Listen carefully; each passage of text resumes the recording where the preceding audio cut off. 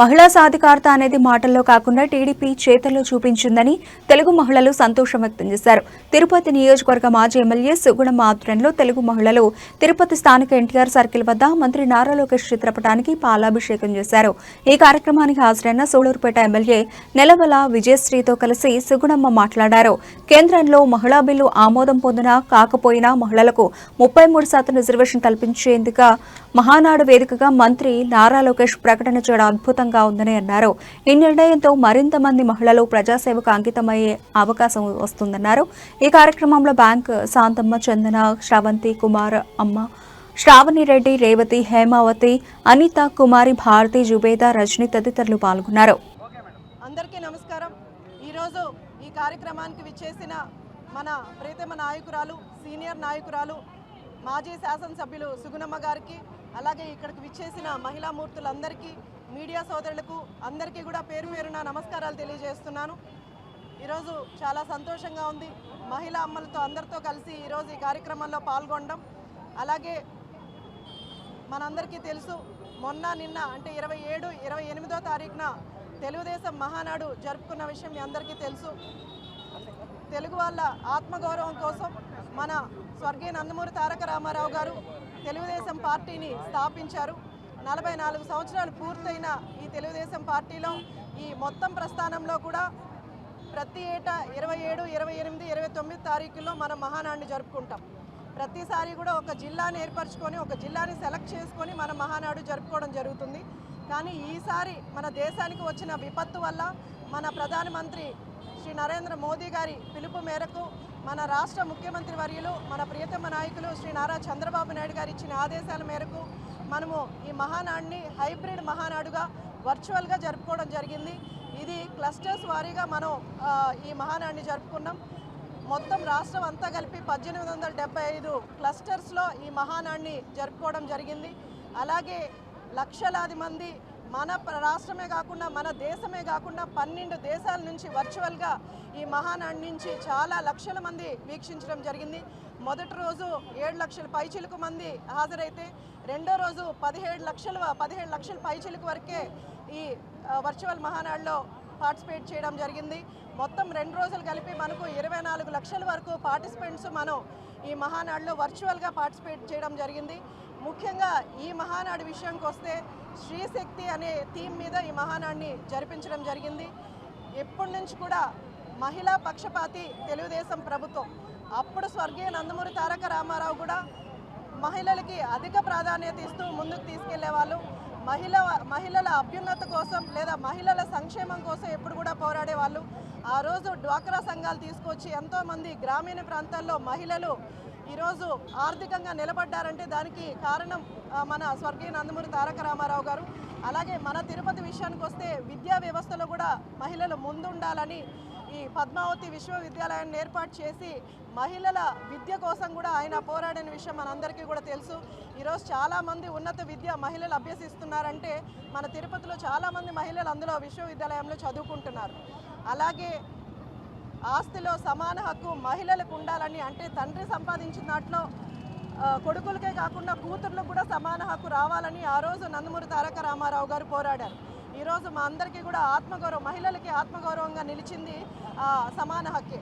అలాగే స్థానిక సంస్థల్లో కూడా 99% నుంచి 30% వరకు కూడా తీసుకొచ్చింది మన స్వర్గీయ నందమూరి తారక రామారావు గారు.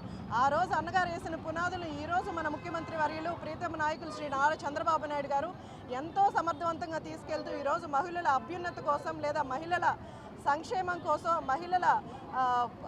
మహిళల కోసం ఎంతో పోరాడుతూ ఈరోజు ఎన్నో మార్పులు మన రాష్ట్రంలో తీసుకురావడం జరిగింది. అలాగే వెలుగు ద్వారా దక్షిణ ఏషియాలో మనకు ఈ అంటే పేదరికాన్ని నిర్మూలించే విధంగా మనకు డ్వాక్రా సంఘాలని వెలుగును తీసుకొచ్చి ఈరోజు మన రాష్ట్రంలో కూడా వెలుగులో పెట్టి ఎంతోమంది డ్వాక్రా సంఘాలు బ్యాంకులకి లింక్ చేసి ఈరోజు పెట్టుబడులు తెచ్చుకొని, లోన్స్ తెచ్చుకొని ఎంతోమంది పారిశ్రామికవేత్తల్లో కూడా మారుతున్నారంటే దానికి కారణం చంద్రబాబు నాయుడు గారు. అలాగే మహిళల ఆరోగ్యం గురించి కూడా ప్రత్యేక దృష్టి పెట్టి ఈరోజు మనం చూస్తున్నాం. గర్భిణీ స్త్రీల కోసం వాళ్ళకి కిట్లు అందించడం కానీ, లేదా 16 సంవత్సరాలు వస్తే ఏఎన్ఎంస్ ద్వారా లేదా అంగన్వాడీ వర్కర్ల ద్వారా వాళ్ళకి ఫోలిక్ యాసిడ్ టాబ్లెట్స్ ఇప్పించడం కానీ, ఇలాంటి చాలా జాగ్రత్తలు మనకు తీసుకుంటున్నారు. అలాగే దీపం పథకం కింద మొదటిసారి దీపం పథకం తీసుకొచ్చిందే చంద్రబాబు నాయుడు గారు. ఆయన ప్రతి మీటింగ్లో కూడా చెప్తూ ఉంటారు, నా తల్లి పొగ పీలుస్తూ చాలా ఇబ్బందులు పడింది, నా తల్లి పడిన కష్టం ఏ మహిళ పడకూడదన్న ఉద్దేశంతో దీపం పథకం తీసుకొచ్చారు. అంటే తన తల్లితో ఒక మహిళల్ని ఈక్వల్గా చూస్తున్నారంటే చంద్రబాబు నాయుడు గారు మహిళకి ఇస్తున్న ప్రాధాన్యత మీకు తెలుస్తుంది. అలాగే ఈరోజు 2024 ఎలక్షన్స్ అయిపోయిన తర్వాత మనకు ఉచిత బస్సు ప్రయాణం కావచ్చు, ఉచిత బస్సు ప్రయాణం ఎందుకు పెట్టారని వేరే రాష్ట్రాల వాళ్ళు కూడా ఈరోజు ఎంతో విమర్శలు మన మీద చేశారు. కానీ చిన్న ఉద్యోగం చేసే వాళ్ళకి కనీసం 1000 నుంచి 3000 వరకు మనకు బస్సు ఛార్జీల్లోనే ఖర్చు అవుతుంది. ఇవన్నీ ఈరోజు మహిళలకు ఆదా అవుతున్నాయంటే చంద్రబాబు నాయుడు గారు ముందు చూపు వల్ల మహిళలు ఆర్థికంగా ఈరోజు కొంత భారం తగ్గించినట్టు మనకు ఉచిత బస్సు ప్రయాణాలు పెట్టారు. అలాగే గతంలో ఇచ్చిన దీపం పథకం కింద మనకు గ్యాస్ స్టవ్లు ఇస్తే ఎల్పిజి స్టవ్లు ఈరోజు ఉచిత గ్యాస్ సిలిండర్ల ద్వారా ప్రతి ఇంటికి 3 గ్యాస్ సిలిండర్లు అందిస్తున్నారు. అలాగే మీ అందరు చూస్తుంటే ప్రతి గ్రామీణ ప్రాంతాల్లో కూడా పింక్ బస్ ద్వారా ఈరోజు బ్రెస్ట్ క్యాన్సర్స్ కావచ్చు, సర్వైకల్ క్యాన్సర్స్ కావచ్చు, వీటన్నిటి మీద కూడా ప్రత్యేక దృష్టి పెట్టి చంద్రబాబు నాయుడు గారు ఈరోజు ఎంతోమంది మహిళలు టెస్టులు చేయించుకొని పాజిటివ్ వస్తే హాస్పిటల్స్కి వెళ్తున్నారు. అలాగే హెచ్పివి వ్యాక్సిన్ని కూడా రాష్ట్రంలో ఉచితంగా తీసుకొచ్చి మహిళల అభ్యున్నతి కోసం లేదా మహిళల ఆరోగ్య భద్రత కోసం మన చంద్రబాబు నాయుడు గారు ఎంతో కృషి చేస్తూ ఉంటారు. అలాగే ఈరోజు మహానాడుకు వస్తే 33% చట్టసభల్లో కూడా మహిళలు ఉండాలని ఒక మంచి నిర్ణయాన్ని తీసుకొని మా మహిళలందరికీ కూడా సంతోషకరమైన వార్త చెప్పిన నారా లోకేష్ గారికి, అలాగే మన ముఖ్యమంత్రి వర్యులు శ్రీ నారా చంద్రబాబు నాయుడు గారికి, ఇక్కడున్న మహిళలు అలాగే రాష్ట్రంలో ఉన్న మహిళలందరి తరపున ప్రత్యేక ధన్యవాదాలు తెలియజేస్తున్నాను. కాబట్టి రాష్ట్ర మహిళలు కానీ అందరూ కూడా ఆలోచించండి.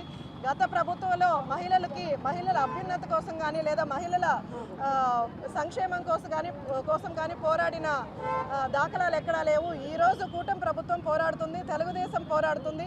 కాబట్టి మహిళలందరూ కూడా మనం ముందడిగేసి 2029 ఎలక్షన్స్లో కూడా చంద్రబాబు నాయుడు గారిని ఆశీర్వదించి ముఖ్యమంత్రిగా చేస్తే మన అభ్యున్నతి ఇంకా పెరుగుతుందని కోరుకుంటూ సెలవు తీసుకుంటున్నాను.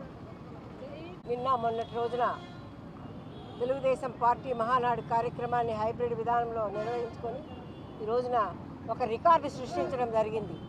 దాదాపు 25 లక్షల మంది వర్చువల్గా అటెండెన్స్ రావడం జరిగింది. 25 కోట్ల రూపాయలు కూడా విరాళాలు కూడా అందజేయడం జరిగింది. మరి పార్టీకి ఎంతమంది శ్రేయోభిలాషులు, ఎంతమంది ప్రజా భాగస్వామ్యం అయ్యేదానికి ఇది ఒక నిదర్శనంగా మనమంతా కూడా పాటించవచ్చు. మరి ఈ మహానాడులో స్త్రీశక్తి అనే ఒక అంశాన్ని ప్రత్యేక అంశంగా ఈనాటి మహానాడు యొక్క ముఖ్యమైనటువంటి లక్ష్యంగా కూడా తీసుకొని దాన్ని మరి మొట్టమొదటి తీర్మానంగా కూడా దాన్ని ప్రవేశించేసి ఈ రోజున 100% ఆమోదం తెలిపి దేశంలో ఎక్కడైనా కూడా మరి 33% మహిళా రిజర్వేషన్ పాటించకపోయినా ఆంధ్రప్రదేశ్ రాష్ట్రంలో మన ముఖ్యమంత్రి, మన జాతీయ పార్టీ అధ్యక్షులు నారా చంద్రబాబు నాయుడు గారు, అదేవిధంగా వర్కింగ్ ప్రెసిడెంట్ అయినటువంటి నారా లోకేష్ బాబు గారు ఇద్దరు కూడా మాకు మహిళలకు అభయం ఇచ్చి మేమున్నాము మీకు అండగా, ఆంధ్రప్రదేశ్ రాష్ట్రంలో మేము మీకు 33% అవకాశాలు కల్పిస్తాము, మీ అందరికి కూడా రాజకీయంగా మీ అందరికీ అవకాశాలు కల్పిస్తామని మరి నిన్నటి రోజున వాగ్దానం చేసి మాటిచ్చినటువంటి మన నారా లోకేష్ బాబు గారు, అదేవిధంగా వారి తండ్రి అయినటువంటి నారా చంద్రబాబు నాయుడు గారు, అదేవిధంగా మన తెలుగుదేశం పార్టీ సంస్థాపక అధ్యక్షుడైనటువంటి నందమూరి తారక రామారావు ముగ్గురు కూడా మహిళా పక్షపాతులుగా ఈ రాష్ట్రాన్ని మహిళలను గౌరవిస్తేనే రాష్ట్రం అభ్యున్నతి చెందుతుందనే ఒక ముఖ్య ఉద్దేశంతో ఈ రోజున ఈ కార్యక్రమాలన్నీ చేస్తున్నారు. మనకు తెలుసు నిన్నటి రోజున మరి మహిళా రిజర్వేషన్లు, మహిళా ప్రాధాన్యత పేపర్లకే ప్రకటన కాకుండా వాటిని వాస్తవ రూపం దాల్చేలా కూడా మహానాడులో తెలుగుదేశం పార్టీ తీసుకున్నటువంటి నిర్ణయం ఒక చరిత్రాత్మకం. అదేవిధంగా మహిళా సాధికారత సాధించాలంటే మహిళలు విద్యావంతులయ్యాలి, మహిళలు ఆర్థికంగా బలోపేతం కావాలి, మహిళలు చట్టసభల్లో వారికి రిజర్వేషన్ కల్పించాలని ఒక ముఖ్య ఉద్దేశంతో ఈ 3 విధానాలతో మరి మహిళా సాధికారత సాధించాలని విద్యకు ప్రోత్సహించారు. మహిళా సాధికారత సాధించడానికి మరి ప్రతి ఒక్క ఇంటిలో ఒక పారిశ్రామికవేత్త మహిళా పారిశ్రామికవేత్త రూపొందాలని మెఫ్మా ద్వారా ఈ రోజున స్వయం సహాయ సంఘాలకి ఈ రోజున స్వశక్తి భవనాలు కానివ్వండి, తృప్తి క్యాంటీన్స్ కానివ్వండి, ఛాయ్ రాస్తాలు కానివ్వండి, అలాంటి మరి ఈట్ స్ట్రీట్ కానివ్వండి, ఇవన్నీ కూడా మహిళలకు ఇచ్చి ఈ రోజున మహిళల్ని ఆర్థికంగా బలోపేతం చేస్తే తప్పకుండా వాళ్ళు రాజకీయాల్లో కూడా మరి అభివృద్ధి చెందుతారనే ముఖ్య ఉద్దేశంతో ఏనాడైతే రాజకీయాల్లో ప్రవేశించి చట్టసభల్లో ప్రవేశించి మహిళల యొక్క హక్కులు కాపాడుకోవడానికి వాళ్ళకు ఒక ఆయుధంగా ఉంటుందని కూడా మన ముఖ్యమంత్రి గారు, మన వర్కింగ్ ప్రెసిడెంట్ గారు ఆలోచన చేసి నిన్నటి రోజున ఆ నిర్ణయం తీసుకొని మహిళా లోకానికే ఎక్కడున్నా కూడా దేశంలో ఉన్నటువంటి ప్రతి ఒక్క మహిళ కూడా గర్వించదగినటువంటి నిర్ణయాలు తీసుకొని చరిత్రలో నిలిచిపోతారంటే దాంట్లో ఎలాంటి సందేహం లేదని కూడా తెలియజేస్తూ మరి చాలా చేయడం జరిగింది మహిళలకి. తల్లి బిడ్డ ఎక్స్ప్రెస్ కాడ నుంచి బిడ్డ పుట్టిన దగ్గర నుంచి కూడా వాళ్ళని ఏ విధంగా కేర్ తీసుకోవాలని, తల్లికి వందనం ద్వారా వాళ్ళని ఏ విధంగా చదివించుకోవాలని, అదేవిధంగా ఆడబిడ్డ నిధిని సమకూర్చి ఆడబిడ్డలు మరి చేయి చాచకుండా ఆర్థికంగా బలహీనపడకుండా వాళ్ళ కాళ్ళ మీద వాళ్ళు నిలబడుకోవాలని మెఫ్మా ద్వారా మరి ఎన్నో పారిశ్రామికవేత్తలకు ఎదగడానికి ఎన్నో అవకాశాలు కల్పిస్తూ ఈ విధంగా విద్య ఆర్థికంగా వాళ్ళని బలోపేతం చేయడం జరిగింది. ఇప్పుడు మరి రాజకీయంగా కూడా వాళ్ళకి అవకాశాలు కల్పించి ఏదైతే మహిళలు 50% ఉన్నామో అలాంటి అవకాశాలను కల్పించి మహిళల్ని కూడా ఈ రోజున అభివృద్ధిలోకి తీసుకురావడానికి మరి మన ముఖ్యమంత్రి Shri Nara Chandrababu Naidu garu, Telugu Desam party working president Nara Lokesh Babu garu కూడా తీసుకున్నటువంటి నిర్ణయాలకి మహిళా లోకమంతా కూడా ఈ రోజున వారికి అభినందనలు తెలుపుతూ వారికి ధన్యవాదాలు తెలుపుతూ వాళ్ళకి ఎప్పుడు కూడా మనము జీవిత కాలం కూడా రుణపడి ఉంటామని కూడా ఈ రోజున thank you CM sir, thank you Nara Lokesh Babu garu ఇద్దరు అని కూడా వారికి ధన్యవాదాలు తెలుపుతూ భారీ ఎత్తున తిరుపతి నగరంలో మహిళలంతా కూడా ఈ కార్యక్రమంలో పాల్గొని వారందరూ కూడా తెలియజేస్తున్నటువంటి అభినందనలకి పాల్గొన్నటువంటి ప్రతి ఒక్కరికి కూడా నా హృదయపూర్వక ధన్యవాదాలు మాట్లాడుతున్నాను.